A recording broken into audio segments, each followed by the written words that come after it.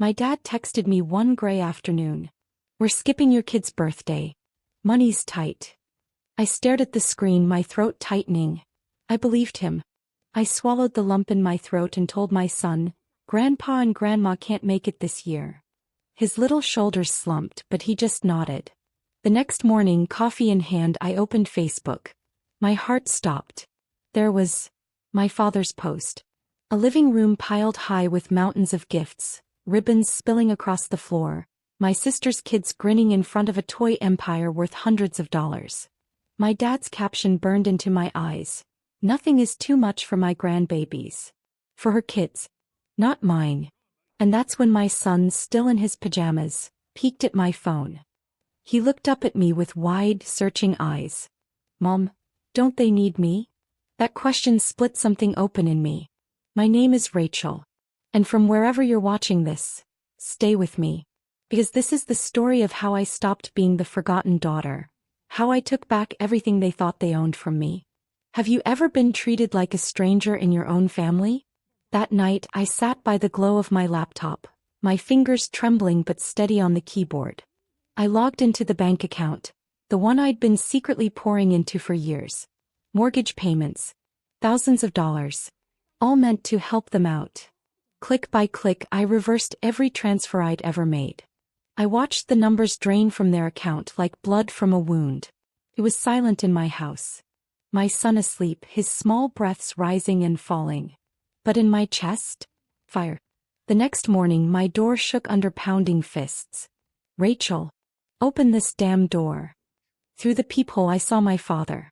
His face was red, sweaty, the kind of rage only a man feels when his control has been stolen from him. "Rachel, what the hell did you do?" I stayed quiet.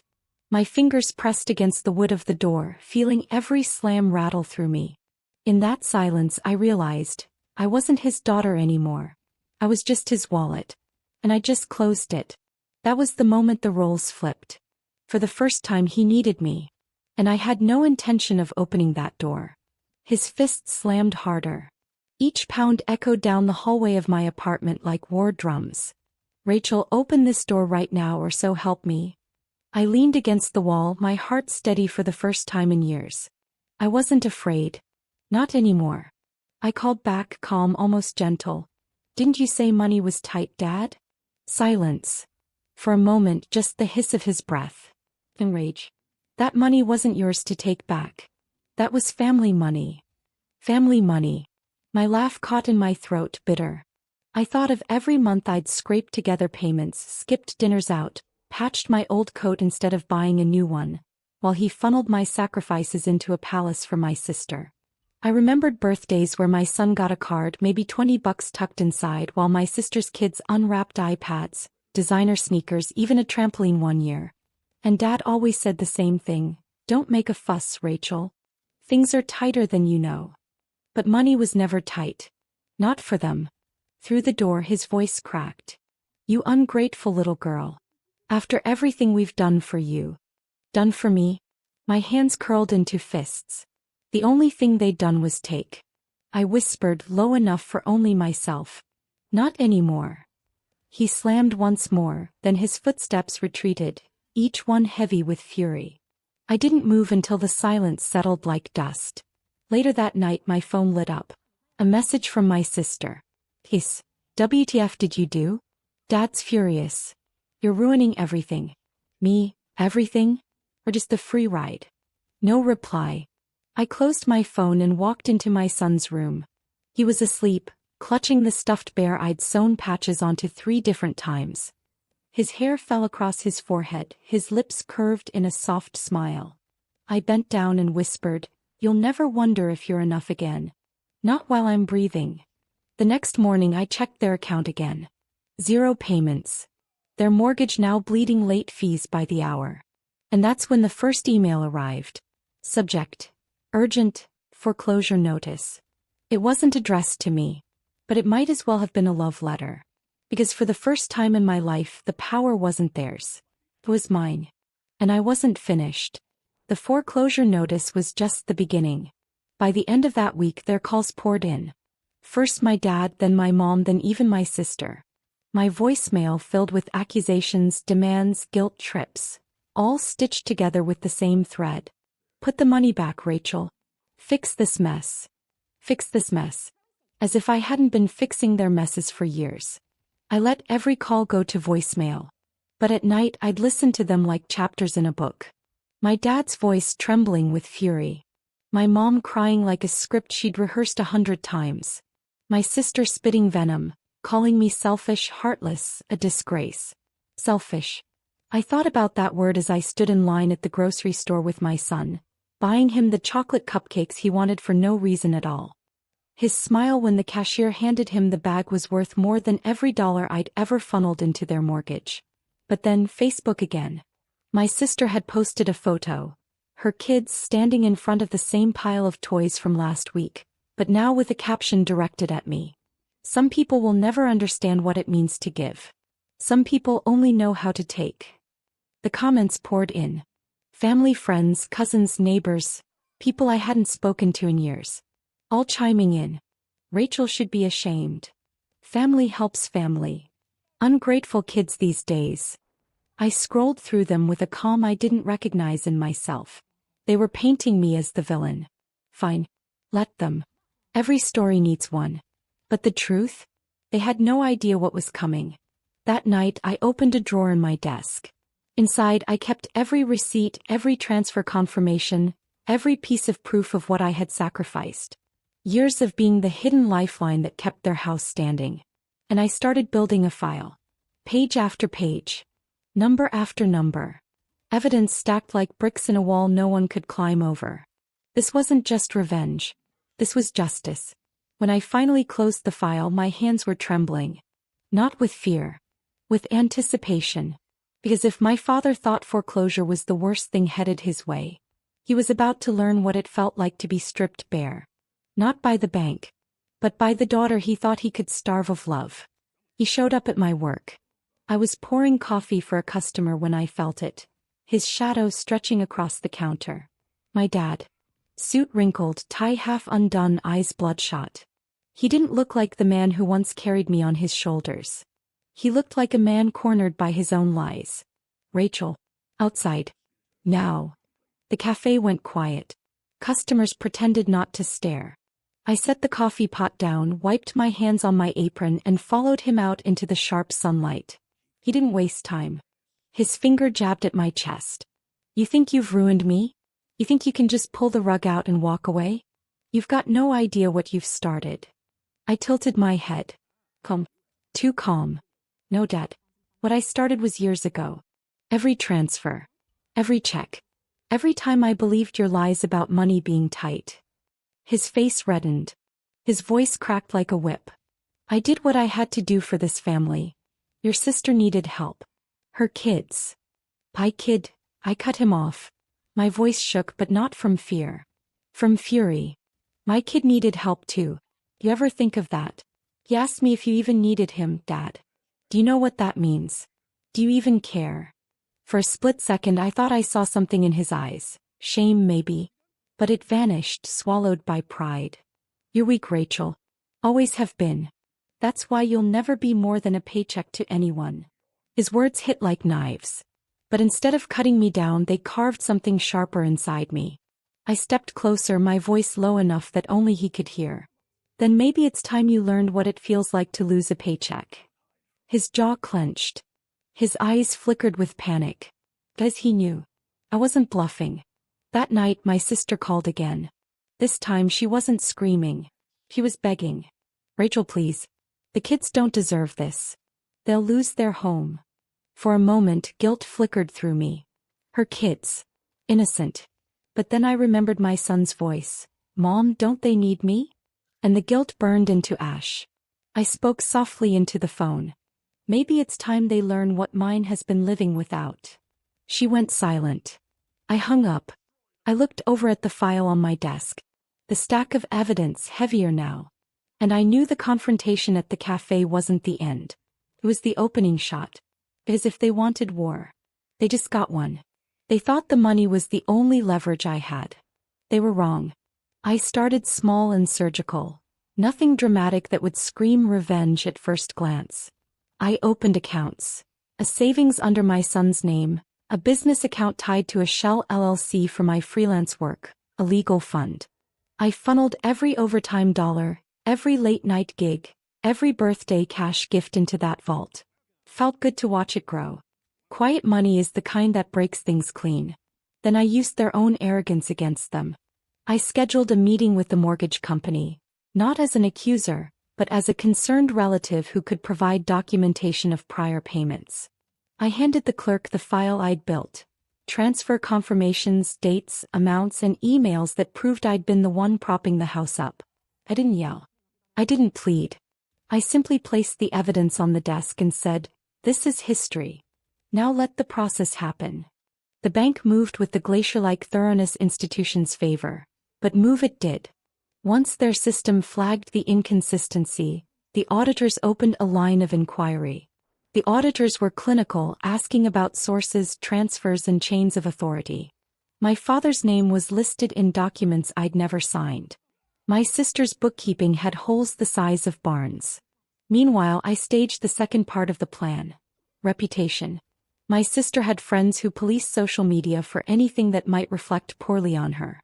I began quietly sharing verified facts. Nothing libelous, only the receipts, the dates, and the timeline, sent privately to people who mattered. A cousin who volunteered at the PTA, a high school friend who ran a local blog, the neighbor who organized block events. I never posted publicly. I let the truth spread like a slow-burning secret, whispered in group chats and coffee lines. They sensed the walls closing in before they could see who was holding the bricks. My father's calls shifted from fury to frantic apologies. My sister's posts went from catawampus bravado to defensive, then to deletions, fast, clumsy backspaces over glossy lies. Once the bank had enough to freeze certain accounts pending investigation, the house's credit lines tightened. The landscaper's checks bounced. The nanny got a late paycheck. Invitations were pulled. Suddenly, the facade of abundance became a logistical nightmare for them. Cancelled classes, unpaid subscriptions, a trampoline that wasn't getting built. I watched it all through a narrow window of satisfaction. My son tracing circles on the kitchen table, asking if we could get a dog someday. I kissed his forehead and breathed, "When we can." For once, hope in my home felt like an investment, not charity. At night, my father called and left messages that dripped contrition, thin as cough syrup. My sister sent a text. "Please, Rachel. Let's talk. Family first. And then another, "We'll make it right, I swear." I deleted the second one without reading. What I wanted wasn't for them to suffer for suffering's sake. I wanted them to understand the ledger of love I'd kept. I wanted them to stand on the other side of the table and watch their security fracture the way I had watched mine for years. They were starting to understand. That realization was cleaner than revenge. And when the house that had felt untouchable finally creaked with the slow, honest weight of consequence, I stood at the window and let the dusk wash over my face. My son's giggle came from the living room, light and irreverent. Revenge in practice was an ugly business, but justice, slow, meticulous, undeniable, felt like poetry. They tried to turn me into a monster. They always did that when the truth threatened them. By Sunday morning, the neighborhood group chat had turned into a court. Screenshots of my father's staged parties. A grainy clip of my sister handing out gifts. Condemnations flew like shrapnel. How could she? What kind of daughter? Why would she do this to the kids? The narrative they wanted was simple and clean. Rachel the villain. Rachel the thief. My phone buzzed with a new kind of fury. A blocked caller ID. A county sheriff's number. "Miss Carter, we received a report alleging fraud. We need you to come in." Fraud. The word landed on my skin like cold water. I swallowed. For a second, panic skittered across my ribs. Then I thought of the file. Every transfer, every timestamp, every email with my father's thanks for taking care of things. I thought of my son's face when he asked if they needed him. Panic evaporated, replaced by something steadier. Resolve. At the station, the deputy's eyebrows rose when I handed him the binder. He flipped through it like a man skimming a script he hadn't expected to star in. Bank statements, authenticated wire confirmations, screenshots of texts where Dad had reassured me to keep it quiet. My hands didn't tremble, my voice didn't shake. I said what I'd always been too tired to say out loud. I never stole from anyone. I saved them. They took my statement and promised to look into it. The sheriff was polite in person and blunt in private. Family disputes turn messy fast. You sure you want to stir this more? He asked. I looked at him and thought of my son's small hand curled around mine. I'm done carrying secrets, I said. Let the truth do the heavy lifting. But while the legal dust settled, the social smear campaign advanced. My sister went on camera, live on a local mom's podcast, telling a rehearsed story about betrayal and theft. She cried on cue. Her followers rallied. My inbox filled with insults and threats disguised as concern. Someone sent a photo of my son playing in our yard, tagging it with a question, how can she protect him after this? They aimed for my job next. My manager called, voice thin. We've had messages. Are you involved? I told him I had a lawyer retainer and a file thick as winter. He didn't know whether to protect me or the brand. So I pulled the cord. Quietly, I reached out to the blog I'd trusted months ago. The one with a small but hungry readership and an editor who hated injustice. I didn't post the screaming version. I offered the facts, dates, amounts, the bank's investigative notice. I attached the scanned binder, redactions where necessary, and a single sentence that stung with truth. I paid their bills. They burned the receipts. The piece dropped at noon. It was surgical. It didn't shout, facts rarely do, they land and take root. People read. Then other blogs read. Then a local PTA moderator forwarded it to a neighborhood listserv. Comments flipped. The tide of public opinion shuffled like a deck being rearranged. My sister's defenses cracked first. Invitations stopped coming. Old friends called not to scold but to ask questions. My father's voice messages shifted from rage to a tone that sounded like pleading wrapped in brittle pride. They'd gambled on a smear and lost because they'd forgotten a rule I'd learned the hard way. Lies can spread fast, but the truth is a freight train. When it hits, it doesn't care about the melodrama. It simply moves everything in its path. That night, I watched my son sleep, and for the first time in months, I didn't wonder if our window would be broken in the morning. I thought instead of how many small hot truths we carry waiting to be named. And somewhere between the sheriff's investigation and the slow collapse of their narrative, I realized vengeance wasn't the only thing I'd built. I'd built a house of evidence they couldn't burn down. The investigation gained teeth. Within weeks, the bank subpoenaed records. The sheriff's office called again not to question me, but to inform me that discrepancies in my father's filings had triggered a deeper probe. My mother left a voicemail that broke something in me, her voice ragged with tears. Rachel, they're talking about charges. Please, you don't know what you're doing to this family. But I did know. I knew exactly. At work, whispers followed me. Co-workers who once offered small smiles now gave me cautious glances, wondering if the story was true. I didn't correct them. I let silence do the work. The blog article had already started to ripple. The truth was a tide, it always came back in. Then came the family gathering. My cousin's engagement party. Against my better judgment I went. Not for them. For myself. To look them in the eyes one last time. The room went quiet when I walked in. Champagne glasses paused midair. My father stood stiff by the buffet, his suit straining against a body gone soft from years of indulgence.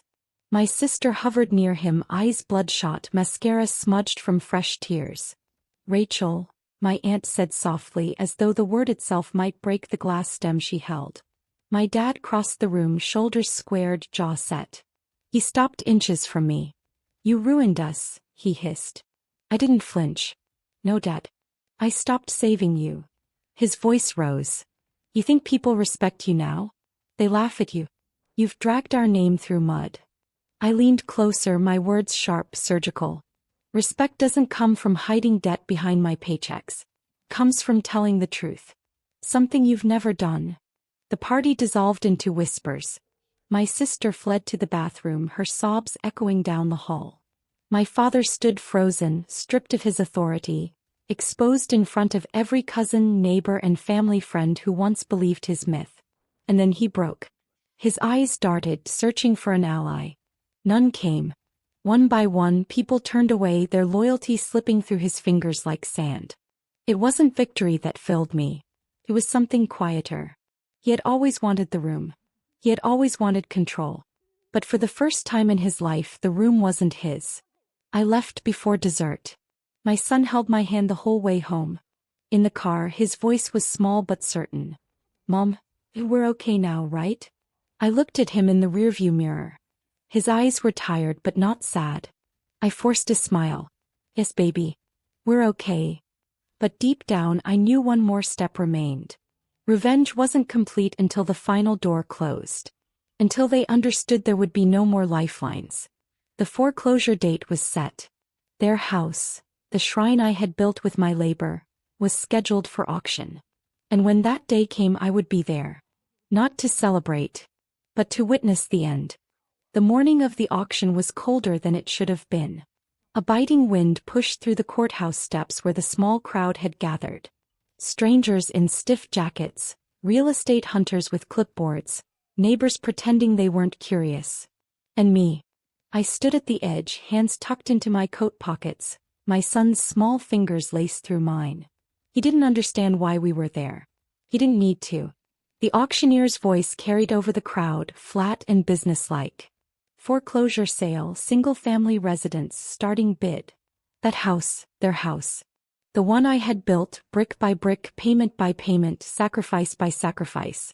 The living room where my father had posted photos of towers of gifts for my sister's children. The kitchen where my mother had cooked holiday dinners without once asking if I could afford to bring a dish. The backyard trampoline that had broken my son's heart when he asked why it was never for him. It all stood on the block like an artifact stripped of its magic. Just walls now. My father was there, of course. His suit sagged, his hair gray and thin under the morning sun. He looked smaller than I'd ever seen him. My mother clutched his arm, face blotched red from crying. My sister stood behind them, phone in hand, documenting even this moment as if curating the ruins of her own downfall. He spotted me. Our eyes locked. For once he didn't yell. He didn't threaten. His lips moved, silent words meant only for me. "Please." And for a flicker of a moment I almost broke. Because beneath all the cruelty, all the years of taking, he was still my father. A flawed, selfish man, but the man who once tied my shoelaces, who carried me on his shoulders at the fair. But then I remembered my son's whisper, "Mom, don't they need me?" No child should ever have to ask that. The auctioneer's gavel cracked the air. Sold. Just like that, the house was gone. Not theirs. Not mine. Just gone. A chapter closed. My father slumped, as if the gavel had struck his back instead of the podium. My mother led him away, my sister trailing behind like a shadow that had finally lost its light. I didn't celebrate. I didn't smile. Some victories don't taste sweet. They taste clean like rain after fire. On the drive home, my son leaned against the window, his reflection clear in the glass. "So, do we get a house now?" he asked, hopeful. I squeezed his hand. "Yes. Not their house. Ours. Built on truth. Not debt." He nodded, satisfied, and drifted into sleep as the city blurred past. And in that silence I felt the weight lift. Revenge wasn't about watching them fall. It was about reclaiming the space where I could rise. I was no longer the forgotten daughter. No longer their wallet. I was free.